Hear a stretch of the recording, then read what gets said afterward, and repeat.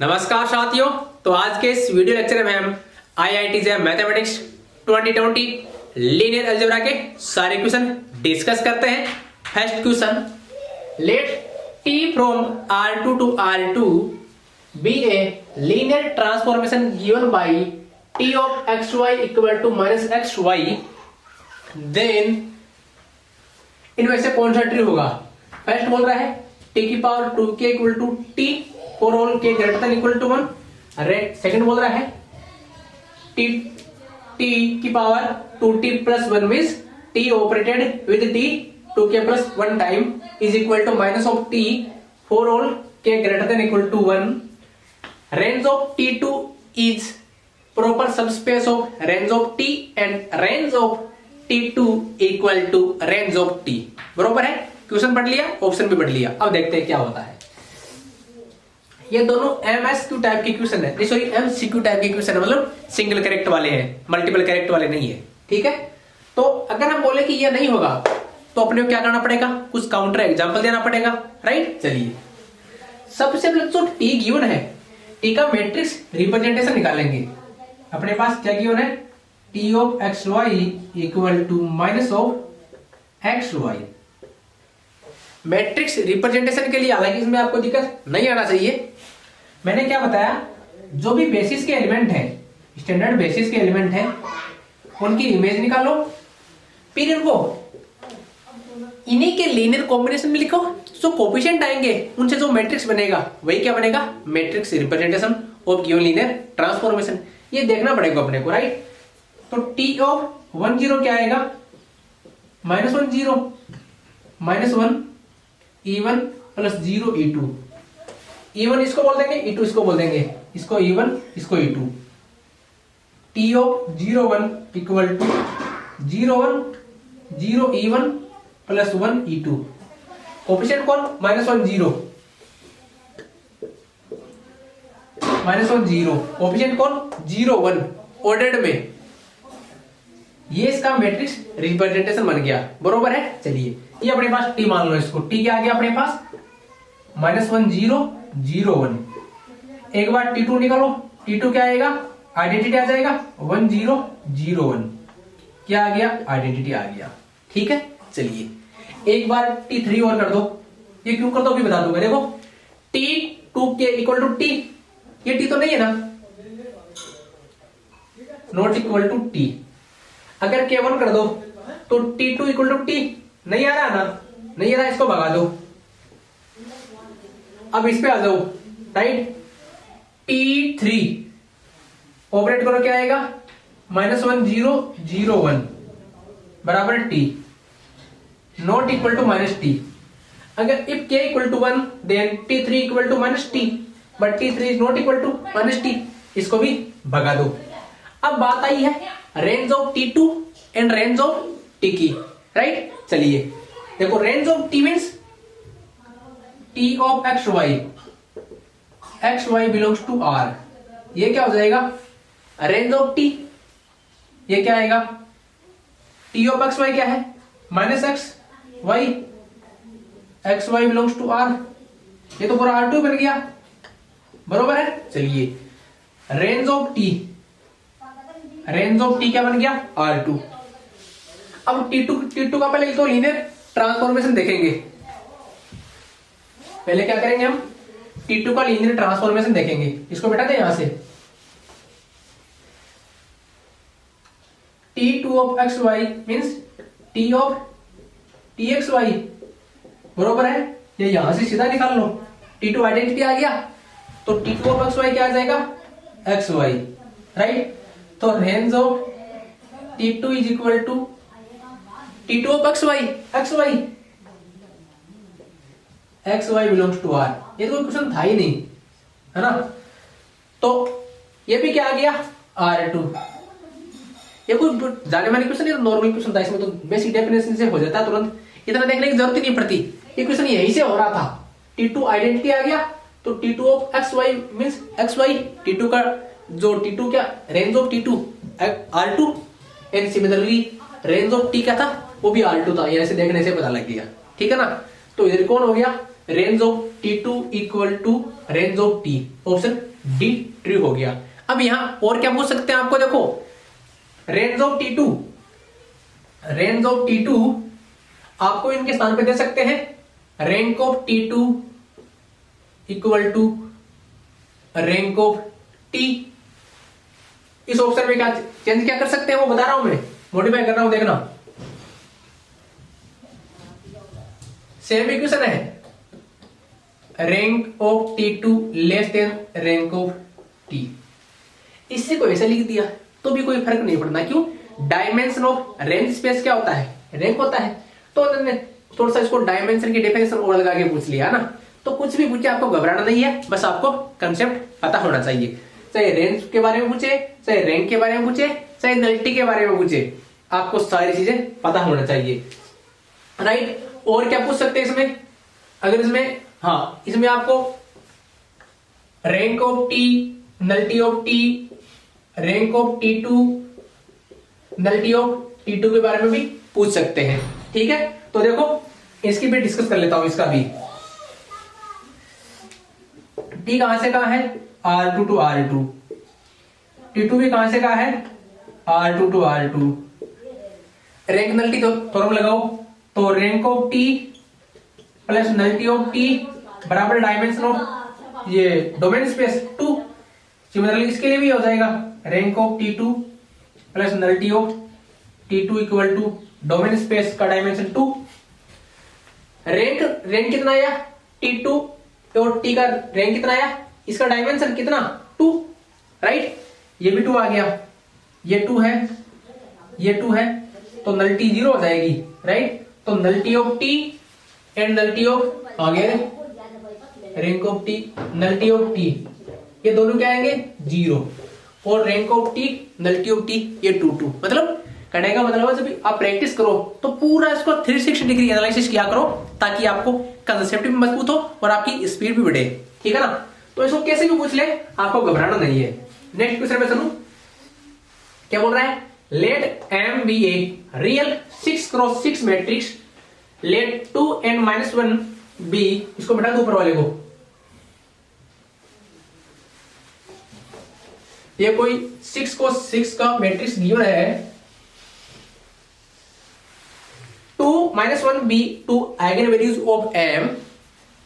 If M to the power 5 equal to AI plus BM, where AB belongs to R, then A चार 5 option दे रखे हैं ना, +10 -10 +10 11 10 11 -11, plus minus का खेला जरूर होगा, ये इस विषय ध्यान रखना। ऑप्शन पढ़ने पर आपको इतना पता लगना जाना चाहिए कि भैया जी यहाँ ऑप्शन में जरूर खेला होगा, तो थोड़ा सावधानी से रहें, ठीक है। चलिए साहब, देखो एक चीज हमें क्या पता है, 2 आइगन वैल्यूज ऑफ M। देखो M किसको सेटिस्फाई कर रहा है, M satisfies x to the power 5 equal to A plus BX। M इसको सेटिस्फाई कर रहा है, किसको, x to the power 5 minus bx minus a equal to 0। M इसको सेटिस्फाई कर रहा है, इसका मतलब ये क्या है, M का एनिहिलेटिंग पॉलिनोमियल, बरोबर है। तो ये जो आइगन वैल्यू है, वो भी इसको सेटिस्फाई करेगी, बरोबर है। चलिए सेटिस्फाई करा दीजिए, तो क्या आया, x लिखने की जरूरत नहीं है, एग्जाम में क्या करो, सेटिस्फाई वाला होना, 2 और -1 सीधा लिखो, to the power 5 A plus B into 2, तो कितना आ गया, 32 equal to A plus 2B। Similarly when we put M is equal to -1, तो क्या आएगा, -1 equal to A minus B, बरोबर है। यहां से देखो क्या आएगा, यहां से इसको 2 से इसमें से ये घटा दो, रिड्यूस कर दो, क्या आएगा 33 इक्वल टू 3B, तो B equal to 11। If B equal to 11 then A equal to कितना आएगा 10, तो 10 और -11, 10 और 11 ये तो कहीं नहीं है, तो ऑप्शन ए को कंप्यूटर जी को बोलो लॉक कर दो। देखो मेरे अकॉर्डिंग मैंने प्लस माइनस में कोई मिस्टेक नहीं की है, फिर भी अगर हो जाए तो आप देख लेना, लेकिन मेथड मैंने बता दिया जो भी है, ये किस पर बेस्ड है, ये है केली हैमिल्टन थ्योरम पे, केली हैमिल्टन थ्योरम पर बेस्ड है। इसको मैंने बार बार इंपॉर्टेंट बताता हूं, इससे क्वेश्चन डायरेक्ट गारंटेड आता है, राइट। अब देखो और किस टाइप से इसको पूछ सकता था, और कुछ पूछने का तरीका था क्या इनका? और तो क्या तरीका होगा, और तो क्या उनको वो उनकी वैल्यू देकर इनकी मान पूछ सकता था, और तो क्या पूछ सकता था, ठीक है ना। और अगर मान लो ये पूछ लेता कि इसका कैरेक्टरिस्टिक पॉलिनोमियल, खैर वो बहुत ज्यादा इजी हो जाता है ना। तो अभी इसको इतना रखते हैं, नेक्स्ट क्वेश्चन की ओर बढ़ते हैं।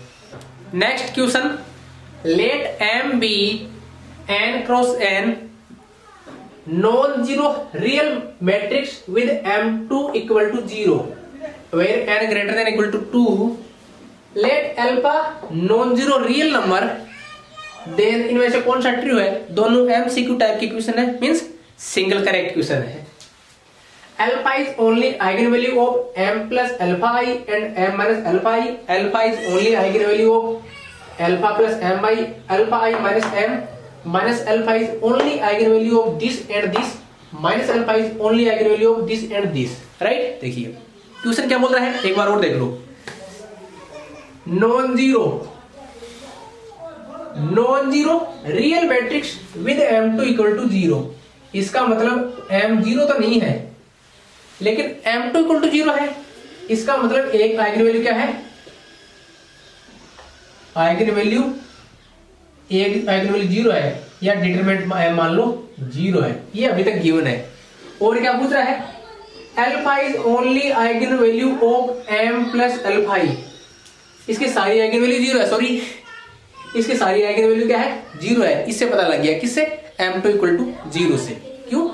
ये x2 इक्वल टू 0 को सेटिस्फाई करता है। कौन? m। इसका मतलब इसकी सारी आइगन वैल्यू क्या है? 0 एंड 0, बट m 0 नहीं है, ठीक है। अगर एक छोटा सा कंसेप्ट देखिए, अल्फा किसी m की आइगन वैल्यू है, अल्फा m की आइगन वैल्यू है, देन f ऑफ m की आइगन वैल्यू कौन होगी? f of alpha.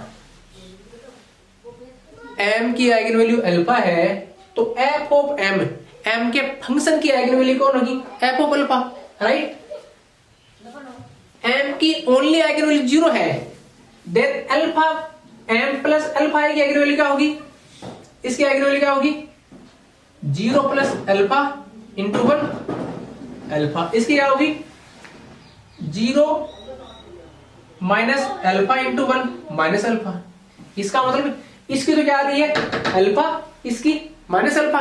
लेकिन ये क्या बोल रहा है? Alpha is only eigen value of m plus alpha i, ठीक है। इसको भगा दो, सेकंड पे आ जाओ। सेकंड क्या बोल रहा है?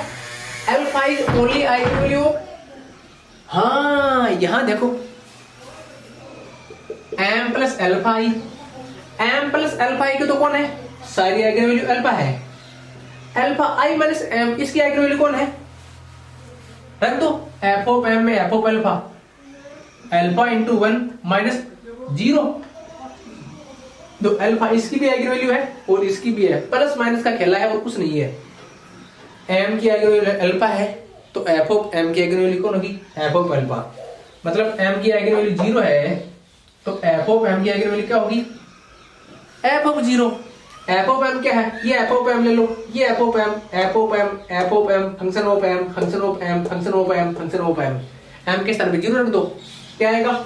इसकी अल्फा, इसकी माइनस अल्फा, इसकी अल्फा, इसकी अल्फा, इसकी अल्फा, इसकी माइनस अल्फा, इसकी अल्फा, इसकी भी अल्फा। लेकिन यहाँ क्या बोल रहा है? Minus alpha. तो बाकी सब भाग जाएंगे और सेकंड वाला ट्रू हो जाएगा। इसको रिजल्ट को याद रखना, अगर m की आइगन वैल्यू अल्फा या सॉरी अल्फा या गिवन है ना, तो थोड़ा बहुत और ले लेते हैं। a है तो f ऑफ m की आइगन वैल्यू कौन होगी? f of a। इंपॉर्टेंट है, बहुत काम आता है, ठीक है।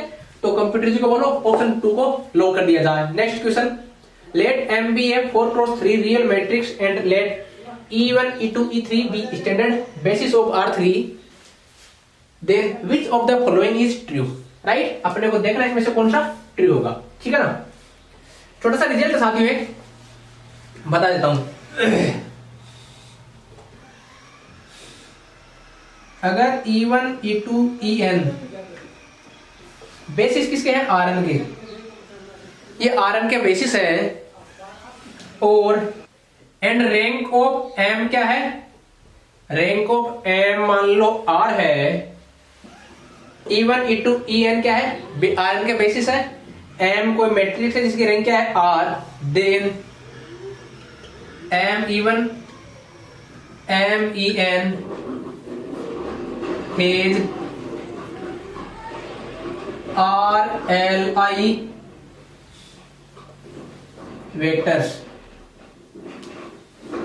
अगर m की आइगन वैल्यू r है, सॉरी रैंक r है, देन इस सेट के क्या होंगे? RLI वेक्टर्स में एग्जिस्ट करेंगे। ये टोटल n में वेक्टर होंगे, लेकिन n में से कितने? RLI होंगे, बरोबर है। इसका इसमें देखो क्या बोल रहा है? And the standard basis of r। ठीक है साहब। अब इसे यहां देखो, m is equal to 1, rank of m equal to 1, then एक बार इसको लो d को, बाकी सभी मैं ऑप्शन से डिस्कार्ड कर दूंगा। एक बार मैं रिजल्ट से करने की कोशिश कर रहा हूं। देखो यहां देखो, n के सर पे 3, रैंक ऑफ m क्या है?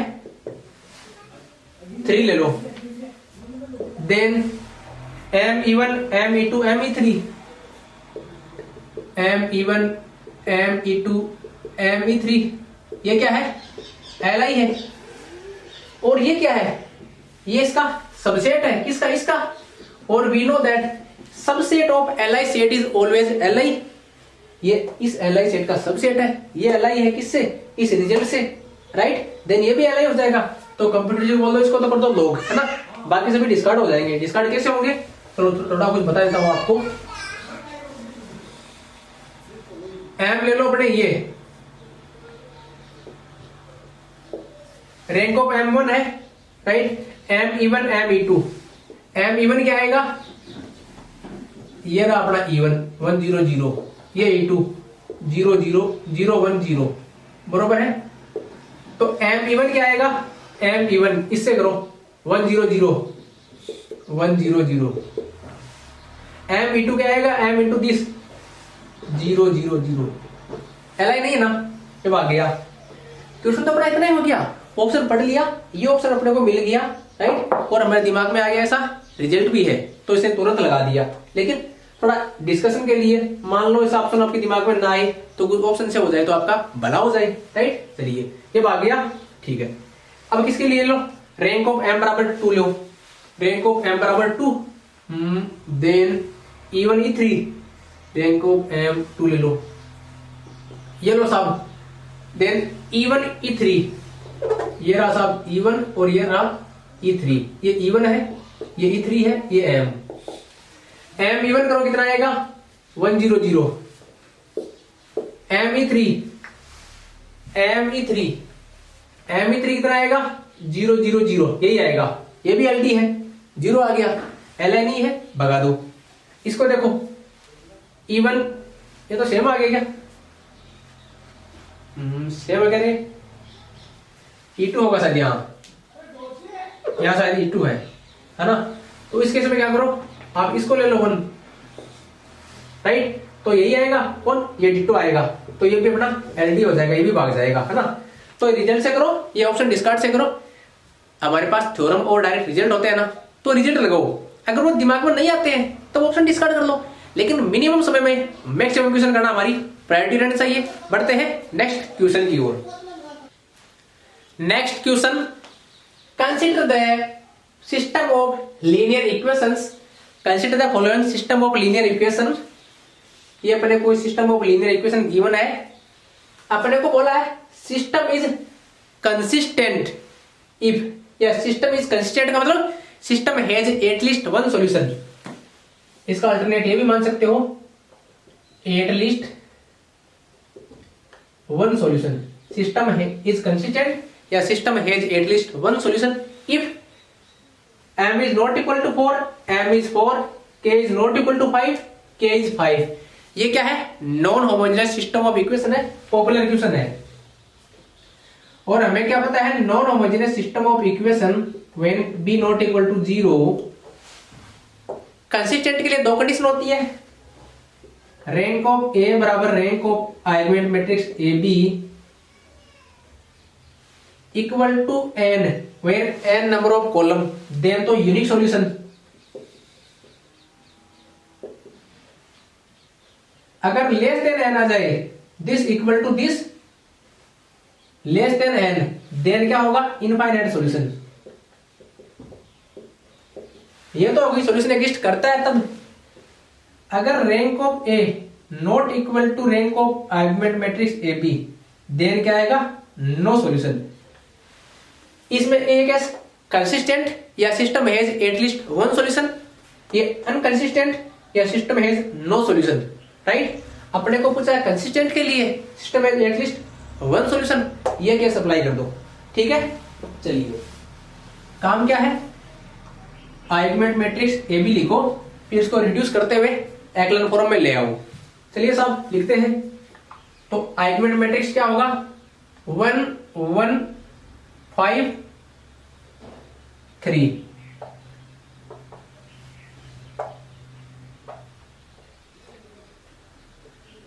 ठीक है।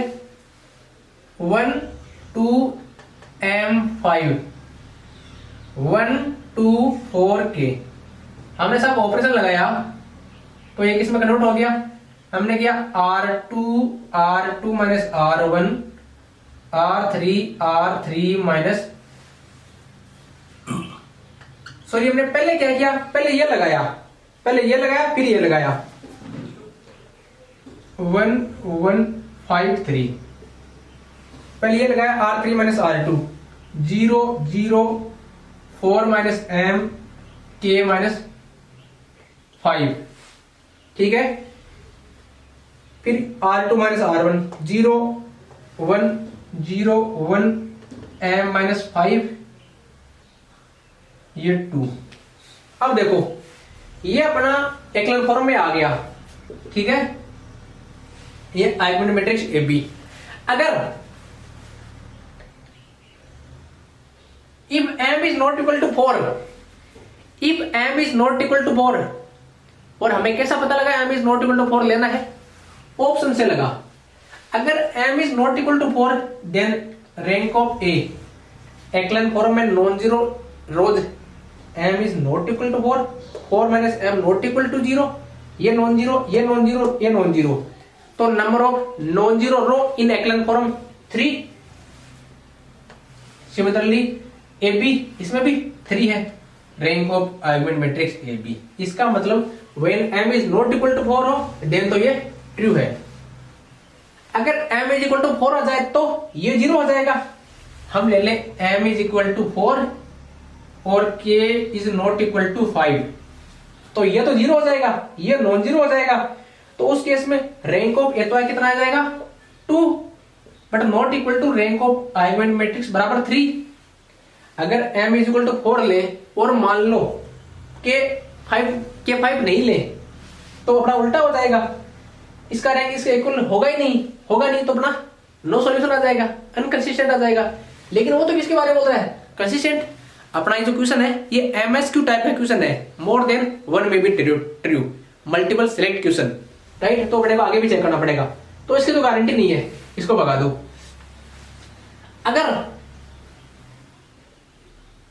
अगर k इज इक्वल टू 5 आए, अगर k 5 आए, k 5 आ जाए मान लो, हाँ पहले इसको ले लो, k is not equal to 5 आ जाए, m तो कुछ भी ले सकते हैं, ये केवल k के बारे में बता रखा है। मान लो k नॉट इक्वल टू 5 आ जाए, हमने m इक्वल टू 4 ले लिया, देन इस केस में क्या होगा, यहां तो 0 हो जाएगा, यहां नॉन जीरो, वापिस अनकंसिस्टेंट वाली, इसको भगा दो। मजा ये, इसको देख लो, k इक्वल टू 5 ले लिया इन्होंने, अरे कहने का मतलब ये बोल रहा है 0 है, k इक्वल टू 5 का मतलब, अरे चलो मैं लिख देता हूं यार, k माइनस 5, k 5 का मतलब ये 0 है, राइट। तो इसका मतलब रैंक ऑफ ए और rank of argument matrix A B इस पे डिपेंड करेगा। अगर ये 0 होगा तो बराबर 2 हो जाएगा, अगर ये नॉन जीरो होगा तो बराबर 3 हो जाएगा। तो इस केस में भी जो अपना कंसिस्टेंसी है उस पर कोई असर नहीं पड़ने वाला, सिस्टम कंसिस्टेंट ही रहेगा, सिस्टम का एटलीस्ट वन सॉल्यूशन जरूर एग्जिस्ट करेगा। If you take k equal to 5 then this entry 0 but rank of A and rank of argument matrix AB will be same as when we take m is equal to 4 then both rank will be 3 and when we take m is not equal to 4 then both rank m is equal to 3 4 then इसका rank 2 otherwise इसका rank 3 when m not equal to 4। तो in both case when k is equal to 5 we can take either m is not equal to 4 or m is equal to 4। in both case we get system is consistent as rank of A is equal to rank of argument matrix AB। so in this case when k equal to 5 system is also consistent then option D will be also true। so we can easily say computer ji option A and D को lock कर दीजिए। ठीक है, अब बढ़ते हैं next question पे। देखो इसमें किया क्या है, ये बहुत पॉपुलर टाइप क्वेश्चन है ना। तो इसमें क्या करना है अपने को, ये बना लो आर्गुमेंट मैट्रिक्स AB कंसिस्टेंट है। तो देखो कंसिस्टेंट का मतलब क्या होता है, कंसिस्टेंट का मतलब ये होता है कि दोनों का रैंक क्या होगा, सेम होगा, equal to number of column हो सकता है 1 2 3, less than number of column या नंबर ऑफ वेरिएबल हो सकता है, राइट। लेकिन बराबर होना चाहिए दोनों, rank of A and rank of argument matrix AB दोनों इक्वल होना चाहिए। ये AB बना लिया, इसको एक्लर फॉर्म में कन्वर्ट किया, यहां से रैंक एनालिसिस किया अकॉर्डिंग टू गिवन कंडीशन, और जो सेटिस्फाई कर रहा है वो हो गया, जो नहीं हो रहा उसको भगा दिया, सैनिटाइज कर दिया। Next question, consider the real vector space P2020 this AI बराबर 0 for all odd. Very very important and conceptual question, अच्छा क्वेश्चन है। इसे मैं 2 क्वेश्चन बना दूंगा। देखो ये बोल रहा है P2020 में set of all those polynomials of degree less than equal to 2020 such that coefficient AI equal to 0 odd I, right. करने का मतलब है A0 plus A1x plus A2x2 and so on A220 x की power 2020। लेकिन odd के लिए 0 है, 1 के लिए 0 हो जाएगा, या 3 के लिए 0 हो जाएगा, जो भी ऑड वाले 0 हो जाएंगे, राइट। इसका मतलब है अगर 0 ना हो तो इसका बेसिस कौन होता है, 1x x2 and so on x की पावर 2020।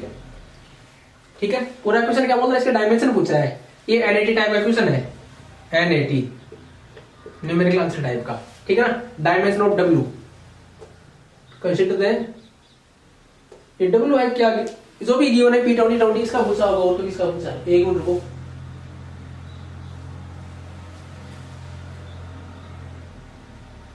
सॉरी मैंने थोड़ा सा खा गया इसको। ये बोल रखा है P2020 है ना, ये W है साहब, ये W है, ये P2020 क्या है, ये P2020 है set of all real polynomials over R of degree at most 2020। करने का मतलब है वे सभी real polynomial with real coefficient का कलेक्शन है जिनका डिग्री क्या है 2020 से लेस देन इक्वल टू है, बरोबर है। ठीक है, वो आपको क्वेश्चन में मिल गया होगा, आप देख लेना उसमें बुकलेट में, ठीक है ना। W एक है अपने का, इसका पूछा है बेसिस। चलिए ये किसका बेसिस है, ये है P2020 का बेसिस ऑफ P2020। कितने एलिमेंट है 2021, लेकिन इसमें से क्या कर दिया, ओड वाले सारे 0 कर दिए, किसमें W में ओड वाले सारे 0 कर दिए। इसमें ओड वाले कितने हैं, ये x की पावर 0 है, 1x की पावर 0, 1 3 5 सोन, कितने आएंगे टोटल 2020 का आधा करो 1010। इवन कितने हैं 1011, क्यों, एक 0 भी इवन में आएगा, ठीक है। तो मतलब इतने 0 हो गए, कितने 1 0 1 0, ये 0 हो गए। इसमें से इतने कौन हो गए, 0 हो गए, क्यों, इस गिवन कंडीशन के कारण ये सभी 0 है, राइट। तो बेसिस में ये ओड डिग्री वाली टर्म नहीं आएगी, ठीक है। तो कितने जीरो हो गए? 1 0 1 0 1 0 0 हो गए। तो घटा दो किसमें से? इसमें से। टोटल इसमें एलिमेंट कितने थे? 2021। तो नॉन जीरो एंट्री कितनी बच गई अपने पास? 1011 एंट्री क्या है? नॉन जीरो है। तो वो इसकी डायमेंशन हो गई। दोबारा सुनो, ये बेसिस किसका है? कौन सा? 1 या x की पावर 0, x की power 1 and so on, x की पावर 2020। ये बेसिस किसका है? ये P2020, set of all real polynomials. Real polynomial means polynomial with real coefficient of degree at most 2020। बरोबर है? ठीक है, सारे पोलिनोमियल कोफिशिएंट है। हाँ, कोफिशिएंट मतलब रियल है। इसका डायमेंशन कितना होगा? Number of elements in basis कितने हैं? 2021। बरोबर है? लेकिन इसका एक सब स्पेस दे रखा अपने को, ये इसमें कंडीशन क्या दी थी?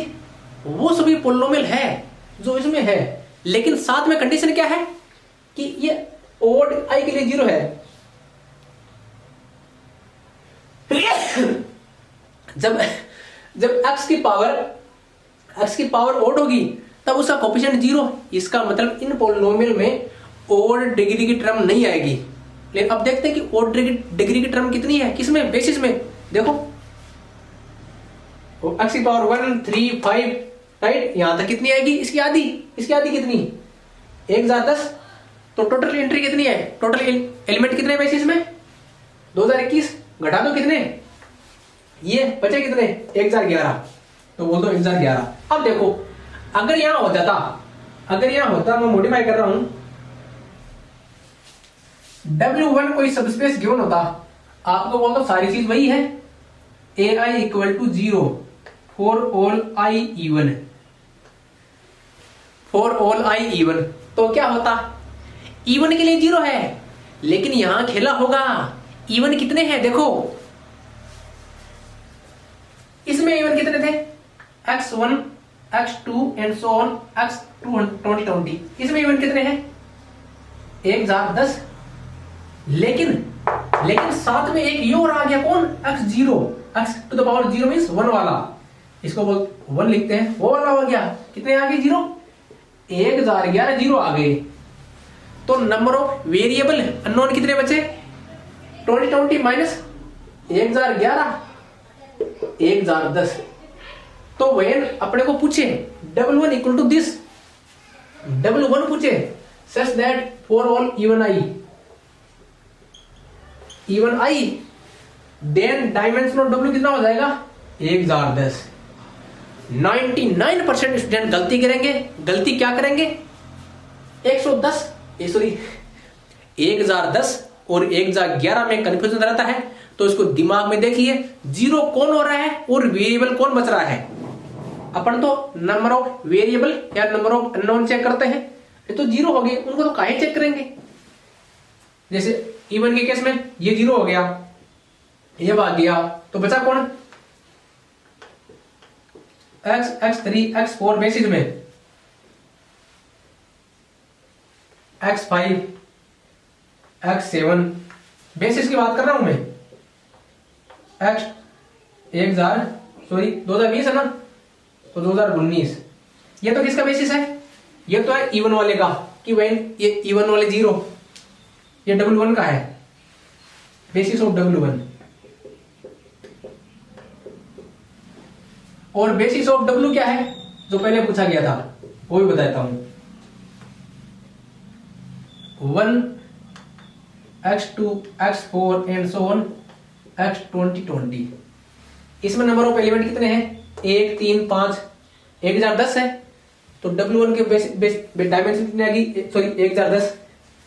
डायमेंशन ऑफ W जब ओड 0 थे, 1 x2 x3 1010 प्लस 1011, ये पहले वाले के लिए है ना।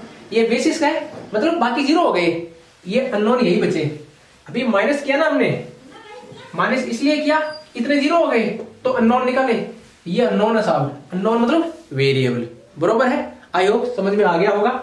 इंपॉर्टेंट टाइप क्वेश्चन है, मोस्ट इंपॉर्टेंट। अब बढ़ते हैं नेक्स्ट क्वेश्चन की ओर। Next question, let m equal to this, M को इस टाइप से अपने को मैट्रिक्स गिवन है, then value of determinant this. देखो एम को ध्यान से देखना, ये सारी एंट्री क्या है, 0।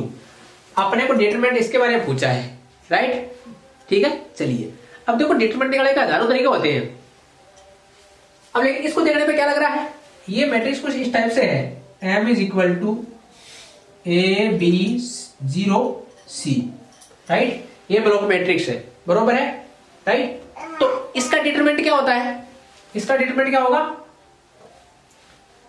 इसका प्रोडक्ट ऑफ आइगन वैल्यू बोल सकते हैं इसको, राइट। तो सबसे पहले हम इसके लिए क्या करेंगे, अपने को पता है डिटरमिनेंट क्या होता है, determinant of m product of eigen values, right. तो अगर m की आइगन वैल्यू मिल जाए अपने को, तो इसकी आइगन वैल्यू मिल जाएगी, बरोबर है। तो उसको मल्टीप्लाई कर देंगे तो क्या मिल जाएगा अपने को, डिटरमिनेंट, प्रोडक्ट कर देंगे तो बराबर है। चलिए m इस टाइप से है, तो इसकी आइगन वैल्यू क्या होती है, eigen value of ai, eigen value of ai, eigen value of c, eigen value of a और c है, वही क्या होती है, इसकी आइगन वैल्यू ऑफ m, बरोबर है। तो यहां से देखिए इसकी आइगन वैल्यू क्या है, a की, तो a की आइगन वैल्यू a क्या है अपना यहाँ 9207, इसकी आइगन वैल्यू 97, c क्या है 11 6 माइनस 5 0, इसकी आइगन वैल्यू क्या है, इसकी आइगन वैल्यू 30 है 5, राइट। तो हमारे पास m की आइगन वैल्यू क्या आ गई, आइगन वैल्यू ऑफ m 6 5 9 7,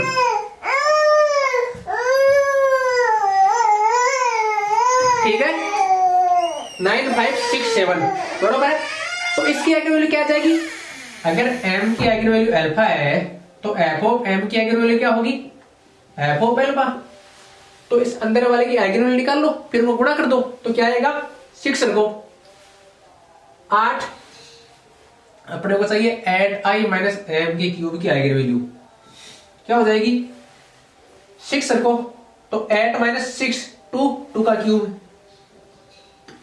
5 रखो 8 माइनस 5 का क्यूब, क्यों इसकी आइगन वैल्यू 1 होती है, 8 माइनस 5 मींस 8 माइनस 3 का क्यूब, 9 8 माइनस 9 का क्यूब माइनस 1, 7 8 माइनस 7 का क्यूब 1। तो क्या आया हमारे पास इसकी आइगन वैल्यू 2927 माइनस 2 की पावर 3 इंटू 3 की पावर 3, तो कितना आ गया माइनस 8 इंटू 27, तो माइनस 108 216 108 101 108 216, ये 216 आ गया क्या, देख लीजिएगा, ठीक है। तो इसकी वैल्यू क्या आ गई माइनस 216, बरोबर है, कोई दिक्कत नहीं होनी चाहिए। आपको कुछ भी पूछ ले, यहां पूछ ले m cube determinant of m cube plus 3m square plus i equal to क्या होगा, इसकी आइगन वैल्यू रखो, सबको रखो, इसकी आइगन वैल्यू निकाल लो इस अंदर वाले की, उसको आपस में प्रोडक्ट कर दीजिए, बरोबर है, सिंपल सा है, ठीक है। ये तो हो ही गया minus 216। Next if let t from R7 to R7 be a linear transformation with nullity of t बराबर 2, then minimum possible value of rank of t2। अच्छा क्वेश्चन है, बहुत अच्छा क्वेश्चन है। अपने को t कोई लीनियर ट्रांसफॉर्मेशन गिवन है, नलिटी ऑफ t2 है, इसका मतलब रैंक ऑफ t क्या हो जाएगी 5, रैंक नलिटी थ्योरम से, ठीक है। चलिए साहब हो गई, मान लिया आपकी बात। मिनिमम पॉसिबल वैल्यू ऑफ, अपने को पूछा है रैंक ऑफ t2 की minimum value, sorry minimum value possible value क्या होगी, और साथियों हमें क्या पता है, rank of a n cross p b p cross m greater than equal to rank of a plus rank of b minus p जो इसका कॉलम और इसका row, less than equal to minimum of rank of a rank of B. Similarly, in this case here, rank of T is less than equal to minimum of rank of T and rank of T greater than equal to rank of A, rank of B, rank of T plus rank of T minus 7, right. T 7 से 7 है, right, तो -7, T भी 7 cross 7 होगा और T भी 7 cross 7, तो -7 क्या आया देखो, rank of T 5 plus 5 -7 less than equal to 5, right, तो क्या आ गया, ये आ गया 3 आ गया ना, तो rank of T2 greater than equal to 3 less than equal to 5। तो हमारे पास साथियों क्या मिल गया कि T2 का मिनिमम वैल्यू कितना हो सकता है, 3, तो minimum value of rank of T2 equal to 3। लेकिन अगर पूछ ले कि maximum value of rank of T2 तो कितना होगा, 3 नहीं होगा, फिर कितना जाएगा, फिर जाएगा साथियों, कितना जाएगा, 5, तो मिनिमम 3 है, मैक्सिमम 7, मिनिमम 3 और मैक्सिमम 7। अब नलिटी के बारे में पूछ ले तो क्या होगा, ये तो होगी रैंक की बात। जरूरी है क्या हर बार रैंक के बारे में पूछेगा, नहीं पूछेगा। चलो नलिटी की बात करते हैं अब। नलिटी ऑफ T2, सॉरी पहले रैंक ऑफ T2 क्या आ गई, less than equal to 3, sorry less than equal to 5, nullity of T2 plus rank of T2 बराबर, T2 कहां से कहां है, T2 है vector space R7 to R7 बरोबर है, equal to 7, rank of T2 plus nullity of T2 equal to dimension of R7 बरोबर है। चलिए तो देखो इसको क्या करेंगे हम, नलिटी ऑफ, अपने को नलिटी के बारे में पूछा, नलिटी ऑफ T2, ठीक है, तो क्या करेंगे, नलिटी ऑफ T2 बराबर 7 माइनस, अरे रैंक आ गई भाई यहां, rank plus nullity, rank of T2, ठीक है, या थोड़ा सा इसको और मॉडिफाई करेंगे, एक मिनट रुको, nullity rank of T2 equal to 7 minus nullity of T2, और रैंक ऑफ T2 कहां से कहां वेरी करता है, 3 से 5, तो 7 minus nullity of T2 very from 5 to 3, तो इसी को सिंप्लीफाई कर लो, इसको मिटा देता हूं,